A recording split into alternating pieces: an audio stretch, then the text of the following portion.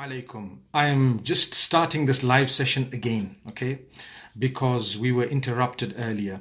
The topic was finding excuses for someone when they've done something. And I was trying to explain that having a good thought of someone when they've done something that's not criminal is actually an act of worship. It's a duty that you have, regarding someone else.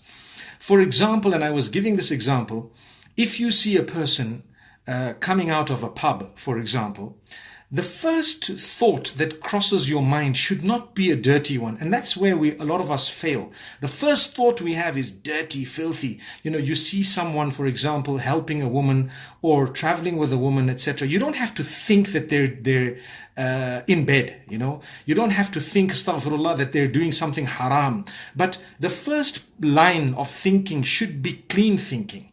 And if it doesn't concern you, you can forget about it and stop at that clean thinking and let it be. That's called husnul dhann, to have the good perception of someone else. But if, for example, it concerns you, then you can take it deeper. You can actually find out and you can go a little bit deeper until you confirm whether it was actually that good intention or that goodness or it was something deeper.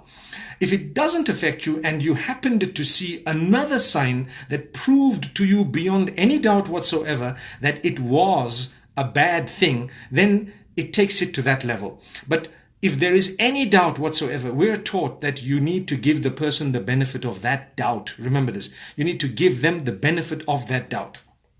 Now, like I say, this is not to cover up abuse, it's not to cover up criminal behavior, but it's generally when a person has done something that doesn't hold a lot of weight and it becomes gossip, it becomes evil thoughts, it becomes bad in terms of the way you're thinking of someone, then you need to rectify that. You need to correct it. It's my perception. When I see you say something, I shouldn't think the worst things, Unfortunately, on earth right now, we love gossip and it's something juicy that we just want to spread. We want to be news breakers. So if you can't break the news, if you cannot break the news, you get bored and you start creating things and you start making mountains out of molehills. Now that is terrible. It's not the quality of a believer. You need to know that as a believer, you don't have to break news. You don't have to start gossiping, talking about people and making it out that you're the person who knows the latest of everything that doesn't even concern you.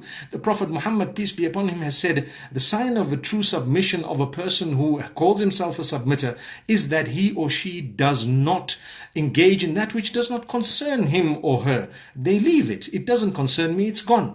If you can help someone, you help them. If you cannot help them, leave them alone. Pray for them. Think good of them. But don't think bad of a person. So the narration that some people quote saying you need to find 70 excuses for someone, it's not a narration of the Prophet Muhammad, peace be upon him. It's a statement of some of the scholars of aforetime. It's even taken back to some of the great generations. But yes, what it means is that you need to think good of someone.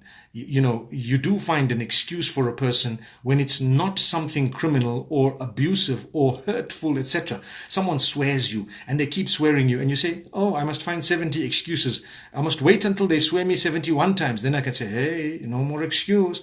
That's foolish. Come on. So what you have to do is make sure that you have a clean heart. And you look at others with that clean heart. Just like you would like someone to look at you with goodness, you need to look at them with goodness. The problem is, a lot of the times we do things without good intention. So therefore, we automatically look at others and think that they don't have the good intentions just because we would have been that bad way if it were us. Now, that's a weakness. That's a weakness. So to work on ourselves first and make sure that you have clean intentions, you will automatically believe that others have clean intentions as well. Very interesting, right? So this was just a clarification because people have been asking me about this so-called hadith of finding 70 excuses, and they say, look, doesn't it cover up abuse? And isn't it that, we would suffer if we kept on thinking good of people? No, if it's connected to your suffering, you don't even have to think any good. You need to tackle that. If someone swears you, abuses you, stolen your wealth, done something wrong to you, usurps your rights and keeps on, exploiting you, you need to make sure you don't just look for excuses for that exploitation. You deal with it. Subhanallah. May Allah grant us ease. But if a person happens to be doing something else, you don't have to think the worst of them. Like I've given you one or two examples. There are a lot of other examples.